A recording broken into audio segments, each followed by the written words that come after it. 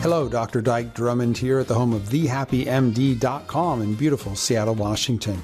Welcome to the latest episode of the Physicians on Purpose podcast. Tools so you can recognize and prevent your own burnout. Stories of burnout put to its highest and best use, and wellness leadership strategies. Everything you need to be a physician on purpose.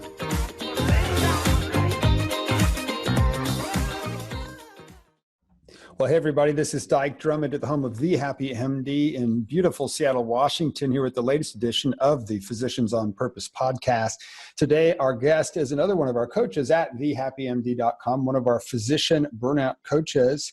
Dr. Harjot Singh is an assistant chief of service for telemedicine at Kingsview Behavioral Health in California. He's also faculty of the ACHE, the American College of Healthcare Executives, and Harjot's a coach with us at the Happy MD. Harjot, welcome to the program. Thank you. Thank you very much. And Harjot and I are going to talk today about something that's really near and dear to me, and that is the concept of, we talk about burnout a lot, and physicians talk about disease a lot. And there is some stinking thinking out there when it comes to what is wellness, what is well-being, what does that mean? And a lot of times what ends up happening for us physicians is that we take a person who has a disease, a symptomatic disease, and we take them to the point where they're either asymptomatic or the disease has been cured and we think our job is done. That must be wellness, right, Harjot? Well, that's what everyone thinks. Yes. You're right. And so when we talk to people who are burned out, we talk about whether or not you're burned out. But the challenge is, even if you're not feeling symptoms of burnout, are you at that point thriving? You're right. And thriving is a very good term. And that's where I want to say right up front, well-being has arrived as a science. The science of well-being. A science of well-being has arrived as a discipline. So it's not a nebulous idea.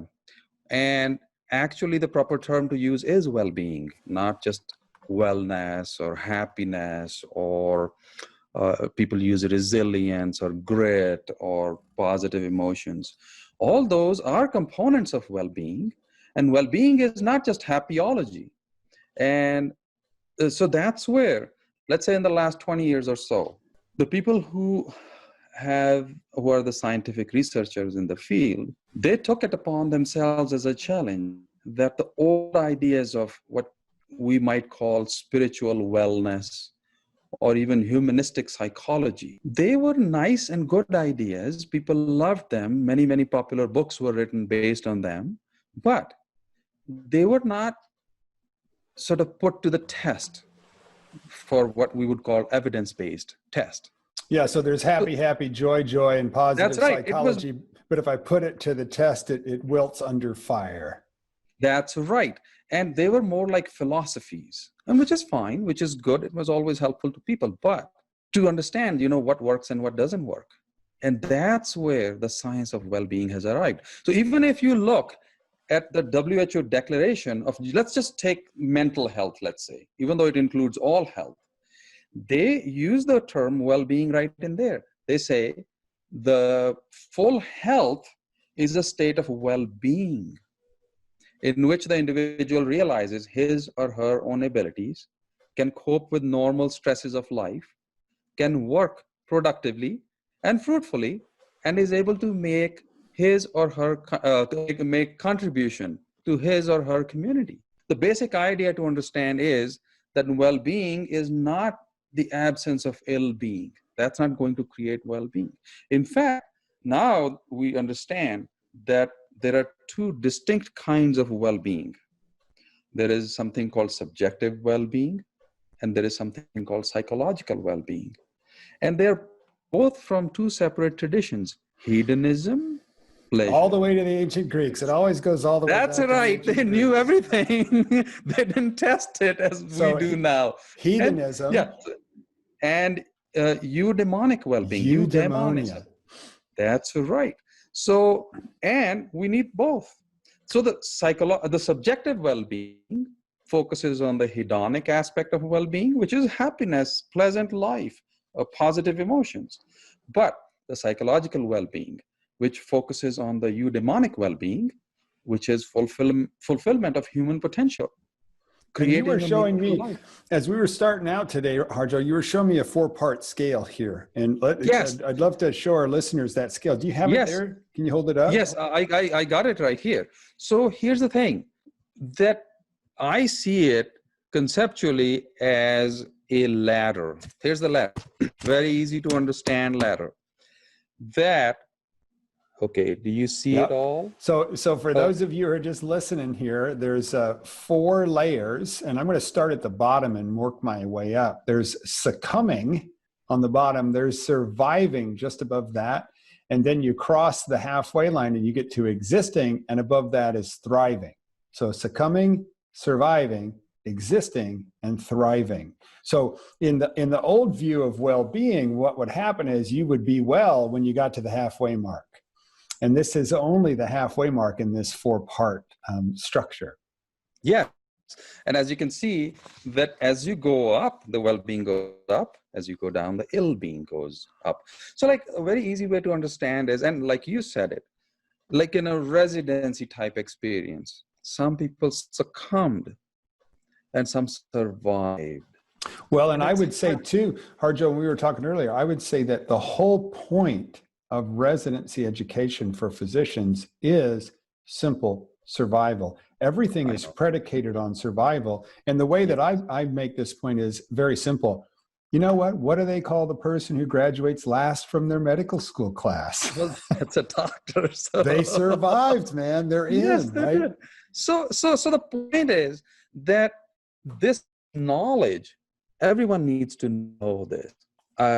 So if this, this podcast has one thing, this ladder will be very, very important message to take home, because even if like newer studies are coming out, there was a 2-part study out of University of Rochester that when people have burnout every day of the week, if they feel it almost all the time, then at phenomenological level, it can be very hard to distinguish from major depressive disorder. Right. Their baseline is set below 0.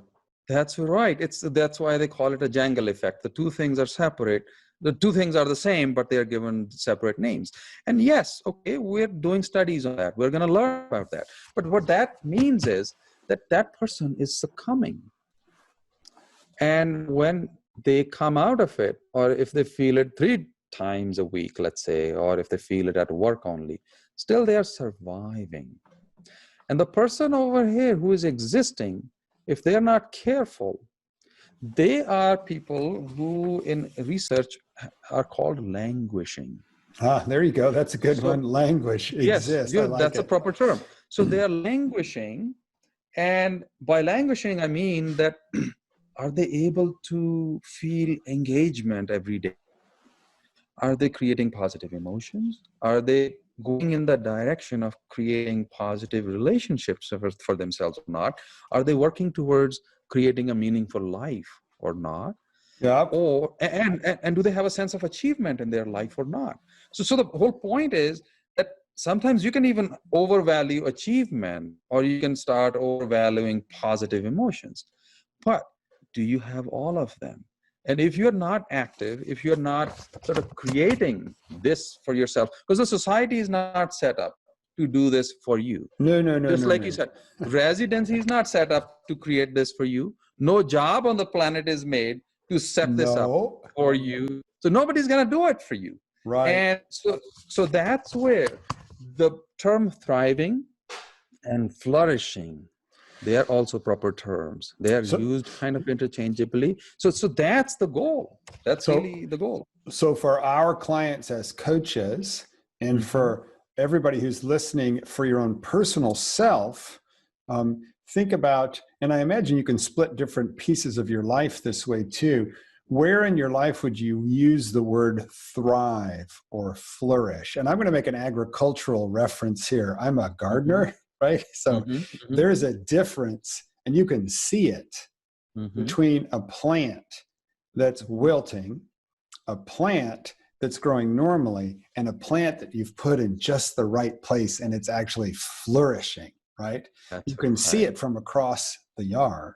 That's So think of yourself as, and I've used this term a lot, think of yourself as in your practice, you have some seeds that you were given in your residency program. Let's say that they're corn. They're my practice, my ability to be a light worker. I'm looking for fertile soil to plant my seeds where they can grow into big stalks with lots of ears of corn. And unfortunately, burnout is a place where you've found a parking lot, and that's the best you can do. And your seeds will only grow this big. Let me stretch this metaphor a little bit. If Okay. you're going to create a garden, you need two basic things, let's say, among many other things. First of all, you need to visualize the garden and see what's going to happen, because it's not going to bloom overnight. You'll prepare the soil and all that. But let's say at a very crude level, just talking about plants, you'll have to take out the weeds and plant the plants that you want or you need, or that'll, give you. So that's where having a sense that somehow just taking the weeds out will create a beautiful garden is not going to happen. And at the same time, you have to take out the weeds. You can't ignore the weeds. It's not happyology. Well-being is not just this weird positive thing all the time. In fact, let's take an example of a busy life of a physician. And every day we have a chance to do good. It's almost like we have to travel to any place else to have that sense, I did good today. And if you can create the working conditions for yourself, that you also get to feel like you accomplished something today. You got a sense that where your abilities were, the challenge was, they met beautifully. Now, that's not always possible. If you're 10 years out of training, some of the things do become a little bit rote. But if you're paying attention, you will have opportunities every day where you will have that flow on, where time becomes meaningless, where you, in the moment, you don't even feel anything. But later on, you reflect on it and say, wow, I did fantastic today.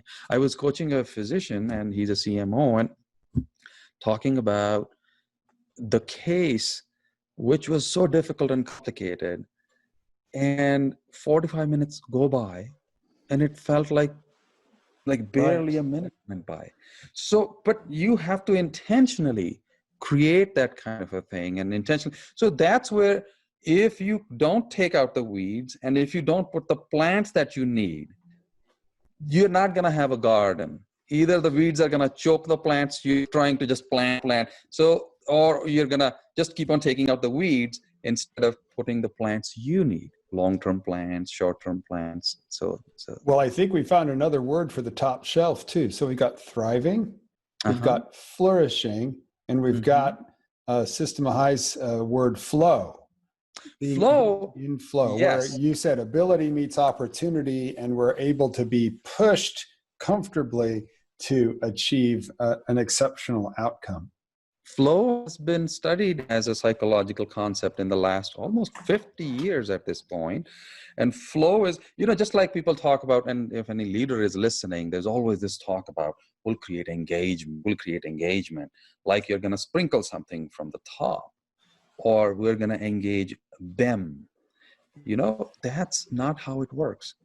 If you try to understand engagement from the other person's perspective, which is the physician, you have to understand the best form of engagement is when the person is feeling flow.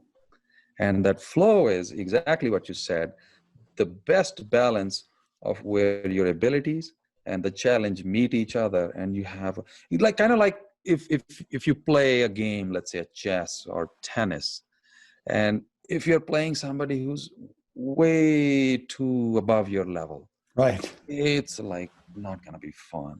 Or if somebody's way too easy, unless you're teaching them out of love, it's like your child, it's not going to be fun either.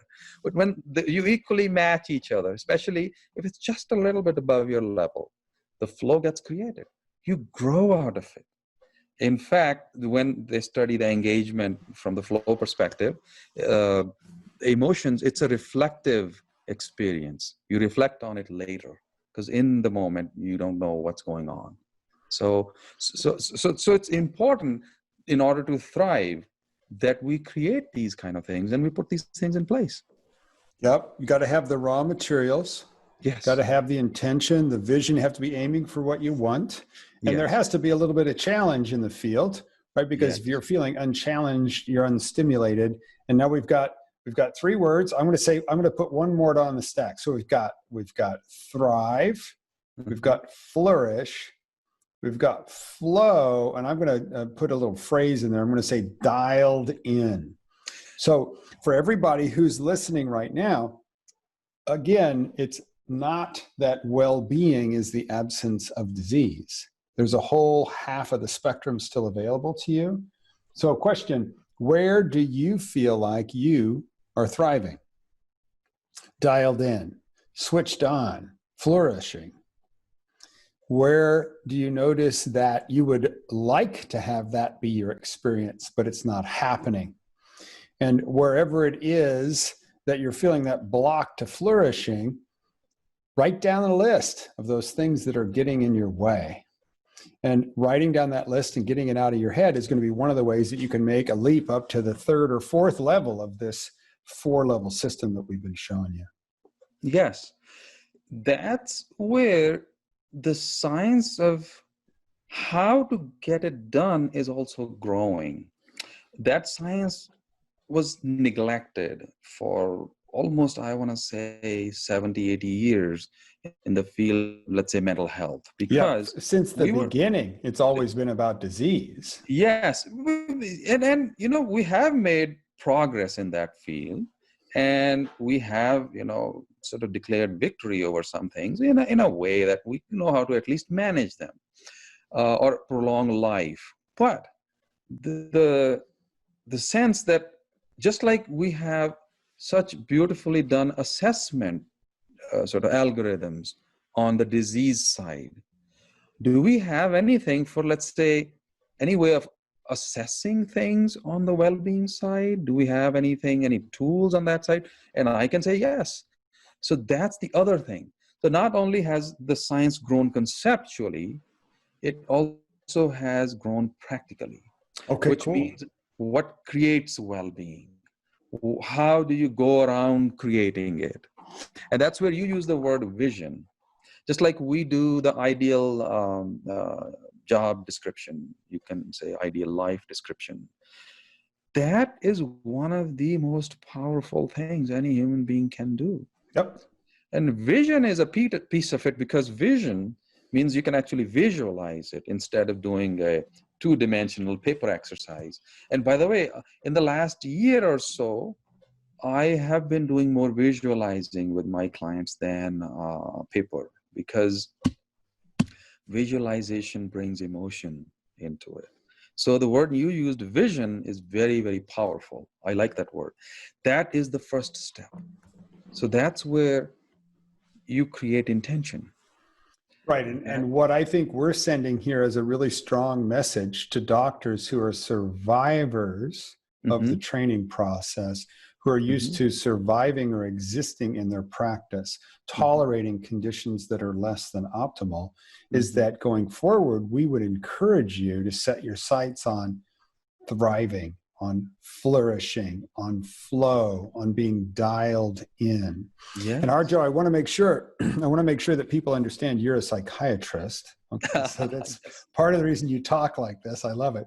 And the other thing I want to say is that I'm going to have you back over and over and over again, because we're going to keep talking about the science of well-being, the measurement of thrival, as opposed to the measurement of personality, or the measurement of distress. And again, let's go through bottom to top, and then let's wrap up. Go through bottom to top on the layers. The bottom layer was what? Succumbing, and then surviving, then existing, or languishing in a way, and then thriving or flourishing. Love it. Yes. Love it. Well, thanks, Harjot. I really appreciate your time. It's Harjot Singh, psychiatrist and a member of the coaching crew here at The Happy MD. We're going to have you back over and over again, Harjot, I promise you. And that's today's episode of the Physician on Purpose podcast. If you're going to set your sights on anything, and always begin with the end in mind, always have a vision of where you're headed. But if you're going to set your sights on anything, why would it not be thriving? Why would it not be flourishing? Why would it not be flow? That's it for today. Everybody keep breathing and have a great rest of your day.